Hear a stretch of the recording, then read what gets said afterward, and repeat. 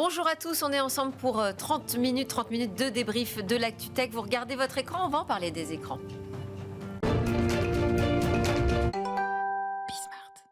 Dans le débrief de Smart Tech, aujourd'hui, j'ai le grand plaisir de recevoir Dorothée Decropp. Bonjour. Bonjour Delphine. Vous êtes déléguée générale d'Exatrust. Vous représentez en fait la communauté cyber française. Cyber et cloud, oui, absolument. Et cloud de confiance, bien sûr. Miki Mchikli à côté de vous, conseillère en stratégie tech et data de dirigeants et de conseil d'administration. Et Maître Haas, Gérard Haas, bonjour, avocat, coprésident de l'association Les Juristes Notes. Alors, au menu, on va parler de l'IA qui s'invite de plus en plus dans notre quotidien et notamment à travers de nouvelles fonctionnalités qui arrivent dans les smartphones les plus puissants. On va regarder ça, on va voir ce que ça change, c'est très intéressant, mais je voulais qu'on commence par la guerre qui est faite aux écrans. Voilà, une guerre qui reprend de plus belle, notamment avec le défi lancé par Clara Chapaz, enfin pas relayé, en tout cas par Clara Chapaz, 10 jours sans écran, et sa volonté d'interdire les réseaux sociaux aux moins de 15 ans, partout, dans toute l'Union européenne, c'est l'objectif. Donc gros sujet de débat, et pour le lancer, on va se connecter avec l'ancien député Bruno Studer, ancien député La République En Marche, qui a très envie de pousser un coup de gueule, je crois. En tout cas, on va essayer d'entendre pourquoi. On va lui ouvrir notre micro tout de suite. Bonjour Bruno Studer. Bonjour Delphine, bonjour. Alors, ancien député du Bas-Rhin, vous êtes l'auteur de 3 lois sur la protection de l'enfance en ligne, dont celle de 2022 sur le contrôle parental, enfin en tout cas qui a permis d'obliger tous les fabricants de matériel électronique à charger un contrôle parental et l'activer par défaut. Comment vous suivez aujourd'hui toutes ces prises de parole sur les écrans, la guerre qu'on fait aux écrans aujourd'hui ? Je regrette quand même un petit peu justement le vocabulaire guerrier qui entoure les différentes prises de parole sur ce sujet, parce que je pense que c'est faire peur et que c'est pas ma façon de voir la façon. Pour moi, c'est pas la bonne façon d'aborder politiquement le sujet. Ensuite, je pense qu'on mélange un peu tout. On voit très bien qu'on passe des écrans aux réseaux sociaux en ne définissant pas tout à fait de quoi on parle. Et puis ensuite, je pense qu'il faut se garder de prendre des grands engagements qui sont quand même très difficiles à tenir. Et vous avez eu l'élégance de le rappeler, j'ai porté la loi de 2022 qui oblige les fabricants d'appareils à équiper chaque appareil permettant de consulter des contenus, les obligeant à préinstaller un contrôle parental que les parents peuvent activer ou pas d'ailleurs. Et qu'à l'époque déjà, c'est une loi qui avait été notifiée quelques fois à la Commission européenne, 3 ou 4 fois. Et que si ma première volonté était à l'époque justement d'imposer l'activation par défaut, on en était revenu et on était déjà content que la loi puisse être validée. Mais encore une fois, on mélange aussi beaucoup de choses. Parce que qu'est-ce qu'un réseau social ? Qu'est-ce qu'un écran ? Au fond, on parle beaucoup des téléphones. Quand on parle des réseaux sociaux, de quoi est-ce qu'on parle ? Est-ce qu'on parle des forums qui vont être liés aux pratiques sur les consoles de jeux vidéo ? Est-ce qu'on parle aussi des forums sur lesquels on interagit ? Est-ce qu'on parle de YouTube ? Donc je pense que ça ne sert pas tout à fait la sérénité. Et puis au-delà de ça, je pense qu'il ne faut pas diaboliser.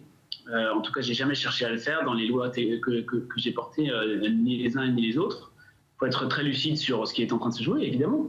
Je pense qu'il y a des vrais débats à avoir autour de l'économie de l'attention. Il y a des vrais débats à avoir autour du rôle des parents. Je pense qu'en fait, on a déjà des outils qui existent, et je pense que le contrôle parental, que j'ai toujours présenté comme étant un outil de dialogue familial en fait sur ce sujet-là, qui n'est pas simplement l'écran, mais aussi tout ce qu'on y fait et tout ce qu'on en fait.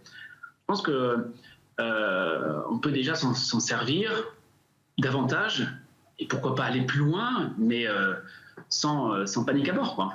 Oui, alors justement, parce que moi j'ai suivi vos travaux, à chaque fois vous faisiez œuvre de pédagogie auprès de vos pairs, les parlementaires, et on entendait régulièrement quand même cette petite musique, mais on ne va pas assez loin finalement. Donc aller assez loin pour aller jusqu'où, c'est vrai que là on est dans un discours qui englobe l'ensemble de la problématique des écrans, sans savoir exactement de quoi on parle. Et vous évoquiez l'éducation des parents. Je me faisais la réflexion parce que vous êtes aussi à l'initiative d'une loi qui a fait entrer dans le Code civil la notion de vie privée, de droit à l'image dans les obligations de protection des parents vis-à-vis de leurs enfants jusqu'à leur majorité. L'éducation des parents, donc ça passe par certaines obligations comme ça légales, mais comment est-ce qu'on fait pour aller un petit peu plus loin là sur ce sujet ? Alors, il n'y a pas d'école pour les parents.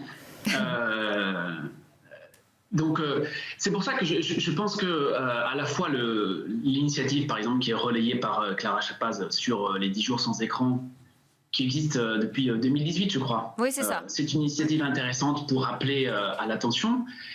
Mais, et c'est bien de se dire qu'on peut vivre sans écran, et je pense qu'on a tous besoin de périodes de déconnexion. Souvent, c'est des accords pendant les vacances d'ailleurs, parce qu'il y a quand même des usages tout à fait utiles, pédagogiques, même des écrans, donc il faut faire un peu attention à ça aussi. Mais au-delà de ça, c'est qu'est-ce qu'on fait les 355 jours restants de l'année, une fois qu'on a dit 10 jours sans écran. Et c'est là-dessus que je pense que en fait, la force de frappe qu'a encore un gouvernement quand il arrive à fédérer les associations, les entreprises autour de lui, à mon avis, ce serait plus d'abord de rappeler qu'on a un outil qui permet aux parents d'avoir un peu de contrôle. Ça s'appelle le contrôle parental. Alors, j'ai toujours présenté ça comme étant pas une solution miracle. Mais si vous voulez rendre le plus accidentel ou le plus difficile possible la rencontre de votre enfant avec des contenus non désirés et non désirables, c'est quand même pas très compliqué. Encore faut-il que le message passe. Et à l'époque, il y avait eu des initiatives qui avaient été prises par Adrien Taquet, notamment autour de la plateforme. Alors, une plateforme, ça a ses limites, parce que ça ne s'adresse qu'aux gens qui vont aller sur cette plateforme. Donc, je pense qu'il faut réfléchir vraiment à comment est-ce qu'on fédère un peu toutes les initiatives. Le fait que l'éducation nationale relaie un petit peu plus maintenant cette initiative des 10 jours sans écran, c'est intéressant. Mais encore une fois, qu'est-ce qui se passe les 355 autres jours avec des injonctions contradictoires également. Oui, parce que parce que ce numérique à l'école, en même temps, il est là, il existe, c'est un sujet. Vous avez aussi été rapporteur sur une mission du numérique à l'école, je crois que c'était en 2018. On en a besoin, on doit éduquer nos enfants. Absolument. Il se passe tellement de choses dans l'univers du numérique et de l'intelligence artificielle aujourd'hui en particulier, qu'il faut aussi qu'on apprenne à mieux comprendre comment fonctionnent ces outils. Donc retirer les écrans, qu'est-ce que ça veut dire ? C'est un mode d'éducation ? Est-ce que c'est utile ? Je voulais vous faire réagir aussi en plateau. Alors, je voudrais faire une analogie avec la voiture. C'est-à-dire que pendant des années, moi j'ai connu ça aussi petite, on prenait la voiture et on n'attachait pas sa ceinture de sécurité. Il y avait même des voitures dans lesquelles il n'y avait pas de ceinture de sécurité. On n'a pas interdit de prendre la voiture. On a expliqué qu'il fallait mettre sa ceinture de sécurité. Donc, c'est un peu ce même parallèle que l'on pourrait faire finalement sur l'usage de l'écran. On n'est pas en train d'interdire l'écran, on est en train d'expliquer quels sont les potentiels risques, voire dangers, santé mentale, attention, etc. Quant à un usage sans ceinture de sécurité de son écran. Et voilà. La ceinture de sécurité, ce serait le contrôle parental. Alors, il y a le contrôle parental et il y a aussi, et c'est là que c'est plus subtil, parce qu'il y a un outil, tel une ceinture, c'est physique, mais il y a aussi toute la partie éducationnelle. Dommage qu'il n'y ait plus d'école pour les parents, parce que là, je pense que en fait, les parents ne sont pas nés avec ces outils et sont un petit peu désarmés. Donc voilà, il y a un sujet d'éducation profond derrière. Moi, je voudrais dire qu'il n'y a pas de numérique sans écran. Donc l'école, elle doit former les gens au numérique. Donc il y a le passage obligé avec l'écran. Et en même temps, le vrai danger aujourd'hui, le contrôle parental est une solution, une ceinture. Mais ce qui se passe, c'est que l'écran, il a glissé du bureau à la poche. Et en même temps, en glissant du bureau à la poche, il est passé à 7 jours sur 7 et 24 heures sur 24. Et donc, à un moment donné, au-delà de ça, même s'il faut un accord parental, on verra après les limites, les âges, les seuils, etc., il y a aujourd'hui un enjeu important. Et ce qui est très intéressant, c'est qu'on se rend compte que maintenant, on a un recul depuis des années 2000, avec les conséquences et les dégâts que font en fait une connexion permanente et cet accès à l'écran qui fait qu'on se coupe en fait de l'environnement social. Et donc il y a plein d'enjeux derrière ça et qui sont importants et qui vont au-delà de la ceinture de sécurité. C'est le fait de mettre cette ceinture de sécurité, on va jusqu'où? Parce que si on contrôle là-dessus, on autorise finalement. Si on contrôle, on permet certaines choses. Et à un moment donné, et c'est peut-être l'idée parce que de cette coupure, c'est de dire, à un moment donné, il faut être aussi dans le monde terrestre, dans le monde du vivant, et pas dans le monde des écrans. C'est ça aussi le débat qui est très intéressant autour de ça. Oui, parce qu'en plus, on se retrouve projeté dans un autre environnement social, d'autres communautés. Et c'est là où il faut aussi apprendre à naviguer dans ce... Alors, si vous voulez, il y a dans l'anxiété programmée, qui est un ouvrage qui a été fait par Jonathan Haidt, qui prend un recul qui est très important autour de ça. Il montre qu'il y a 4 vraiment dégâts fondamentaux qui ont été faits de l'utilisation de l'écran. Et puis, il l'a fait avec les niveaux. D'abord, c'était les adolescents, puis ça va de plus en plus vers les mineurs. Il montre d'abord qu'il y a une privation sociale. Donc ça, c'est un vrai danger. Quand je suis sur un écran, je ne suis plus en contact avec les autres. Vous avez un manque de sommeil, et là, c'est ce qui est important. Et puis, vous avez une fragmentation de l'attention, et puis des addictions. Donc on voit qu'il y a des phénomènes aujourd'hui qui sont importants. Et moi, je le vois dans le droit de demain, ces questions de santé mentale et de fragilisation du mineur vont être des enjeux de plus en plus, si vous voulez, importants sur lesquels la société doit réagir. Mais là, pour en avoir déjà parlé avec Bruno Studer, la question de l'addiction aux réseaux sociaux, à ces plateformes numériques, elle ne vient pas uniquement de l'écran qu'on a dans la poche, elle vient aussi des pratiques qui sont clairement mises en place par ces plateformes, des pratiques addictives comme ce scroll infini, enfin tout ce qui en fait éveille sans arrêt nos sens et nous incite à ne jamais nous arrêter. Dorothée. Oui, absolument. En fait, je pense qu'il faut aussi remettre ce débat dans le contexte que derrière ces plateformes, ce sont les plus grandes fortunes mondiales, ce sont des industriels qui mettent en place des pratiques addictives. On voit bien que le taux de jeunes qui sont devenus accidentogènes et addictogènes passe de 7% à 11% en 5 ans, ce qui est énorme. Et en fait, ils préparent également, ils mettent les conditions pour ces futures générations à devenir des adultes soumis à leurs propres règles d'usage du numérique. Et je pense que cette déclaration de Clara Chapaz, elle s'inscrit dans un mois d'avril qui a été très dense en matière de prise de parole, que ce soit pour des données, la protection des données privées, mais également professionnelles, et notamment au travers de prises de parole sur les enjeux de souveraineté et de souveraineté industrielle. Et donc, il appartient aujourd'hui collectivement à un renouveau numérique, à un renouveau de nos pratiques numériques, que ce soit pour nos enfants et accompagner également de la formation dans les écoles au cyberharcèlement, aux enjeux de cybersécurité, puisque l'école nous fournit aussi des tablettes pour nos enfants à différents âges et on ne leur donne pas en fait les moyens aussi de se protéger, et il faut en faire aussi des citoyens numériques responsables, et ça commence l'apprentissage dès la primaire, dès le collège. Et là, on a ce rôle aussi de société à faire. Mais on a également ce volet industriel qui est fait en parallèle, puisque ces jeunes seront demain des utilisateurs du numérique en entreprise. Et il est important pour toutes ces plateformes de les avoir déjà conditionnés à ses propres usages. Donc, nous, on s'inscrit réellement dans ces prises de parole de Madame Chapaz. On partage cet appel au renouveau numérique pour aussi, demain, faire des choix vers des acteurs plus industriels, respectueux d'un numérique beaucoup plus éthique et responsable. Oui, et la pratique avec la connaissance de la cybersécurité, ça c'est quelque chose que je pense que tous vos adhérents soutiennent. Mais pourquoi est-ce qu'on ne s'attaque pas, Bruno Studer? Parce que dans ces prises de parole, quand même, on n'entend pas, je trouve, encore suffisamment l'attaque des modèles économiques, des pratiques mises en place, des modèles algorithmiques, en fait, imposés par quoi? Allez, une poignée de géants du numérique aujourd'hui. Ils ne sont pas si nombreux. Non, ils sont pas si nombreux. Ils sont quand même excessivement puissants. Après, c'est quand même de plus en plus connu. Il y a des règles qui sont aussi votées régulièrement, notamment au Parlement européen avec des transpositions nationales. Parce qu'évidemment, une fois qu'il y a la ceinture de sécurité, ça ne suffit pas. Il faut d'autres interdictions, il faut des contrôles, etc. etc. Mais il ne faut pas... je veux aussi, sur ce sujet-là, parce qu'on parle beaucoup des jeunes, et moi je l'ai fait sur mes 3 textes, je me suis beaucoup servi de la sensibilité du public à la question de la jeunesse et de la protection de l'enfance pour attirer sur des questions de protection des données personnelles à travers le droit à l'image, sur la façon dont effectivement on doit acquérir de nouvelles normes sociales en fait sur un espace qui est finalement assez récent.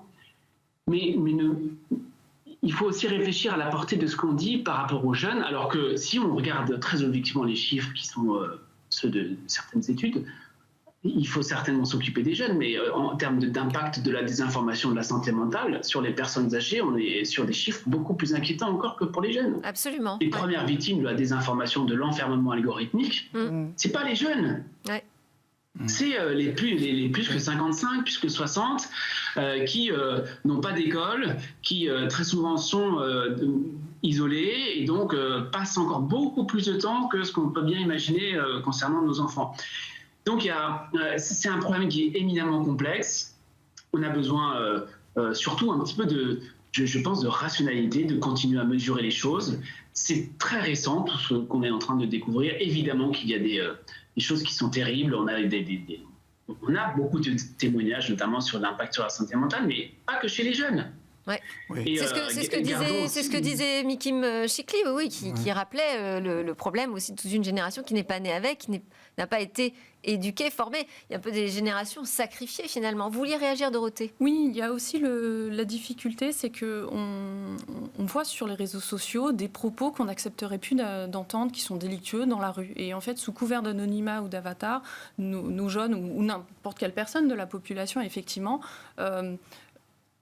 pour une certaine partie de cette population, s'autorise à avoir des propos qu'elle ne tiendrait pas en milieu ouvert, on va dire, public. Et en fait, on est en train de courir après à trouver des solutions pour que nos jeunes ne soient plus destinataires de propos délictueux, de cyberharcèlement, de challenges qui leur tuent la santé mentale, physique et autres, alors qu'en fait, le problème, c'est l'usage et on court après, finalement, l'outil qui autorise ça. C'est-à-dire qu'on essaye de patcher, si vous m'autorisez ce terme, des vulnérabilités qui, en fait, elles sont inscrites by design dans le système, en fait. Et donc, on est dans une course, après toujours, pour schématiquement les GAFAM, alors que le cadre, en fait, malgré nos apports en matière de réglementation au niveau européen, on n'arrive pas finalement à toujours équilibrer ce niveau de relation. Et c'est ça qui est un peu à la fois frustrant et à la fois doit nous interroger parce qu'on est toujours en train d'essayer effectivement de courir après la résolution du problème. Alors je vois Mikim, Gérard qui veulent réagir. Je voulais juste pour prolonger la discussion qu'on réécoute Emmanuel Macron. Donc c'était lundi 12 mai 2025, un moment de son grand oral sur TF1, à propos de la façon dont il voulait protéger justement les enfants en ligne.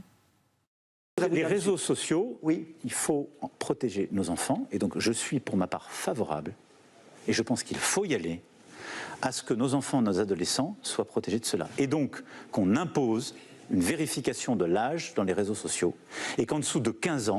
Et cela pourrait passer, le cas écéchéant, par un référendum. Oui, alors après... Il n'y a pas d'obstacle à vos yeux. En vérité, il n'y a pas d'obstacle par rapport à l'article 11, c'est une compétence qui est à l'Europe. Donc il faudrait que derrière, on engage en parallèle un combat européen, mais je pense qu'il faut le faire. Voilà. Pour moi, c'est une de mes priorités. Oui, quand même, une des priorités. Alors bon, ça va énerver encore Bruno Studer parce qu'on ne parle que des enfants, mais quand même, là, ça va être notre sujet. Oui, Interdire les réseaux sociaux au moins de 15 ans dans toute l'Union européenne, une des priorités. Oui, mais là aussi, c'est une cacophonie parce qu'en réalité, au niveau européen, pourquoi il y a un problème ? C'est que la majorité numérique, elle n'est pas la même dans tous les pays. Donc on a le RGPD qui nous dit, voilà, et il a laissé en fait la liberté à chacun des pays de trouver en fait une majorité numérique, et on va de 13 ans à 16 ans. Donc si vous voulez, donc la France, elle est dans un combat en disant on a mis 15 ans, très bien, sauf qu'il y a 3 pays qui suivent la France, qui sont l'Espagne, l'Italie, l'Irlande, et donc on a des vrais enjeux autour de ça. Donc déjà, mais là, la France veut convaincre. Alors, elle veut convaincre sa position, mais elle n'est pas suivie par d'autres pays. Et en même temps, quand on voit sur les réseaux sociaux, on sait très bien aujourd'hui, avec le recul que l'on a, que les réseaux sociaux sont beaucoup plus dangereux pour les filles que pour les garçons. En même temps, également, on a un problème, comme le disait tout à l'heure Dorothée, c'est qu'on a le DSA, par exemple, qui nous permet d'avoir une lutte contre les contenus illicites. Sauf que le régulateur n'est pas allé au bout. Il n'a pas défini ce qu'était le contenu illicite. On a plein de choses aussi où il faudrait peut-être savoir qui est derrière les messages et la désinformation. Sauf que on ne peut pas engager de plainte contre X parce qu'on ne peut pas lever l'anonymat si on ne sait pas qui c'est. Or, pour pouvoir vous voyez, on est dans des cacophonies. C'est-à-dire qu'on met en place des artifices, mais on ne va pas au bout des choses. Et donc, il y a un flou. On ne peut pas appliquer finalement nos textes. Non, mais c'est qu'on montre qu'on a une volonté. On va peut-être mettre le contrôle parental, mais en même temps, aujourd'hui, ce n'était pas les 10 jours, c'était de se poser la question, est-ce qu'une école peut être aujourd'hui sans smartphone ? Ça serait vraiment une question. On ne peut pas dire oui aux écrans pour former, mais non aux smartphones. Là, on ne va pas jusqu'au bout. Donc, si vous voulez, il y a peut-être des choses où il faudrait qu'on soit plus une reprise d'autorité. C'est ce qui manque, moi, je pense, aujourd'hui dans tous ces problèmes. Et puis, on ne donne pas des cadres. On s'appuie sur des choses très floues. 15 ans, pourquoi 15 ans ? On doit le justifier. Il faudrait que toute l'Union européenne dise, ben voilà, c'est 15 ans. Ensuite, il faudrait voir les conséquences qu'il y a à ça, parce que derrière les écrans, il y a aujourd'hui le kidnapping de l'attention. Et ça, c'est la contrepartie de l'économie de l'attention. Et on est en train de former, et j'allais dire, au-delà de ça, on peut se poser la question de savoir qu'est-ce qu'on fait de toutes ces données que l'on prend à travers les écrans, et où ça va, et qu'est-ce qu'on va en faire avec des gens qui vont devenir addictifs. C'est un vrai problème aujourd'hui, l'addiction, chez les enfants, et on ne se protège pas assez. Vous soulevez le problème du modèle économique. Donc il y a l'école, les parents, l'État et les nations. Je trouve qu'il y a aussi un parallèle intéressant à faire, c'est-à-dire qu'aujourd'hui, on a peur de la criminalité, on a peur de ceci, on a peur de cela, on surprotège les enfants, on les laisse plus aller jouer dans la rue, dans les campagnes, parce que on voit alerte enlèvement ou je ne sais quoi, mais on les laisse parce qu'on n'a pas conscience du danger que représente une surconsommation des réseaux sociaux. Je reste sur le sujet des réseaux sociaux. Et ce qui est, je pense, encore une fois important, il n'y a pas d'école des parents, mais c'est sensibiliser cette loi, finalement, c'est aussi sensibiliser les parents en disant à moins de 15 ans, tu n'as pas le droit. C'est une loi, donc ça aide les parents, on ne se substitue pas à l'éducation, mais au moins les parents peut-être auront un moment, une prise de conscience à se dire mais donc pourquoi 15 ans, donc c'est pas bien, et ça leur donne un argument supplémentaire pour ceux qui sont un peu démunis par rapport à ce sujet, parce que 15 ans, je pense qu'on est en pleine révolte, hein, donc supprimer jusqu'à 15 ans, c'est pas simple. Mais on sait aussi détourner les interdictions. Quel est votre avis, Bruno Studer, sur cette interdiction des réseaux sociaux partout dans l'Union européenne aux moins de 15 ans ? Alors, je suis désolé, mais je vais avoir un biais cognitif parce que j'étais parlementaire, donc qui dit interdiction dit sanction. Oui. Vous voulez sanctionner qui oui. Sinon, l'interdiction, elle n'existe pas. Alors après, l'idée quand même est un petit peu plus explicitée par Clara Chapaz, qui dit qu'elle veut obliger les plateformes numériques à s'assurer de l'âge des utilisateurs avant d'ouvrir le compte social. Alors là, on est effectivement sur quelque chose de plus clair. Donc on peut aller là-dessus. Ça nécessitera, comme le disait un de vos invités, qu'on se mette tous d'accord à l'échelle européenne, sachant que, encore une fois, je suis passé par les fourches codines de la Commission européenne sur la simple préinstallation sur des appareils vendus en France. Oui. Donc on était juste sur la question de la libre circulation de marchandises.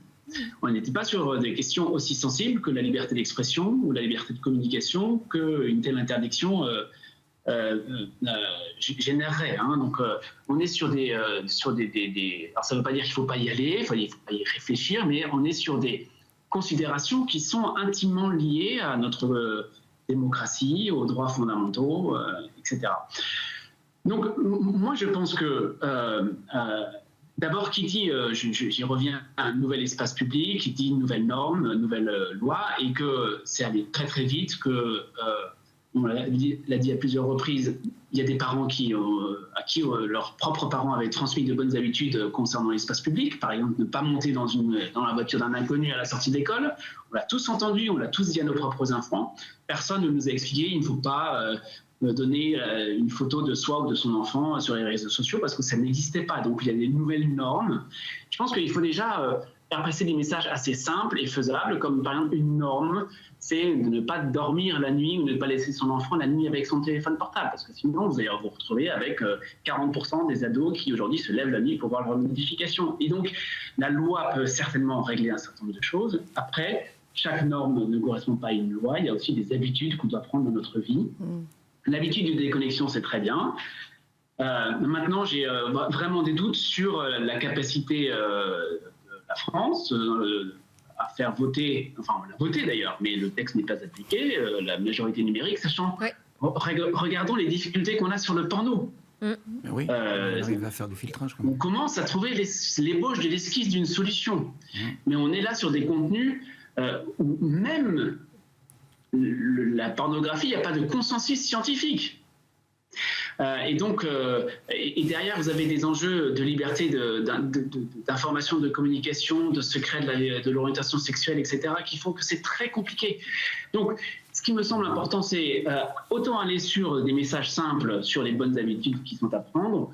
Pour le reste, je pense qu'il faut se garder aussi de faire des sortes de promesses, parce que c'est très, très séduisant pour beaucoup de gens de se dire, OK, on va réussir à protéger nos jeunes. Mais si c'est pas fait derrière, ça peut faire de la déception et je crains que ce soit pas ça. Et on n'aura pas réglé le problème. Juste Dorothée, pardon. Oui, en plus avec la révolution de l'IA qui arrive et Meta qui annonce entraîner son IA sur nos données personnelles à partir du 27 mai, c'est vrai que, encore une fois, si on s'attarde sur les réseaux sociaux de nos enfants, mais pas que, évidemment le problème est éminemment pour tout le monde, on va au-devant d'une accélération du problème et surtout, encore une fois, d'être moins en situation de trouver la solution très rapidement, notamment sur les notions juridiques. Donc là, il y a On pensait quand même qu'on serait un peu plus protégé avec le règlement européen sur la protection des données personnelles, mais bon, on s'aperçoit finalement que tout fuit partout parce que nous faisons partie du système. Il y a une balance d'intérêt chaque fois, comme l'a dit monsieur le député. Parce qu'on fait partie nous-mêmes de ce système d'alimentation. Voilà, les libertés, l'équilibre, la sécurité, le business. Absolument. C'est de vrais enjeux qui sont très très importants autour de ça. Et si on commençait juste par interdire TikTok, pardon, j'y vais direct parce que moi je suis ni député ni. Je suis tout à fait d'accord. C'est le plus dangereux de tous les réseaux sociaux. Oui, et c'est vrai que ces plateformes chinoises aussi sont très dangereuses. TikTok, effectivement, c'est un vrai problème. Quand on voit aussi que mais ça dépend quel font TikTok. Du shopping. Ça dépend quel TikTok. Enfin, moi, je rejoins l'ancien député Bruno Studer que l'interdiction, ça semble la baguette magique. Mais véritablement, est-ce que c'est une baguette magique ? Si on n'a plus TikTok, on aura de toute façon autre chose. Oui, mais derrière TikTok, il y a quand même un enjeu politique. Oui, justement, il y a plein de TikTok différents finalement. On a un TikTok en Chine, on a... Oui, mais c'est on a tous des enfants et le problème qu'il y a, c'est qu'aujourd'hui, quand on a 11 ans, tous les enfants, la plupart des enfants de 11 ans ont déjà un smartphone et qu'à partir de 6 ans, la plupart sont avec des écrans. Quel problème pose TikTok ? C'est ça en fait la question. Le problème pose TikTok, c'est que c'est le meilleur algorithme qui existe au monde. Voilà. Donc c'est l'algorithme champion de l'attention. On est d'accord qu'on est sur des pratiques algorithmiques, on est sur un type de contenu. Aujourd'hui, voilà, mais tout ça, il faut l'expliquer. Il faut et c'est un outil par quel biais propagande politique. On peut adresser ce sujet aujourd'hui. Oui, Bruno Studer, ce sera le mot de la conclusion. Parce que c'est terminé. Juste pour vous rappeler justement...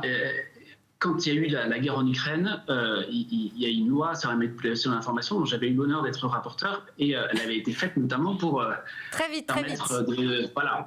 Et en fait, sachez juste qu'on n'a pas interdit Russia Today ou Sputnik au titre des dispositions des lois sur la communication, mais on l'a fait sur les sanctions aux entreprises.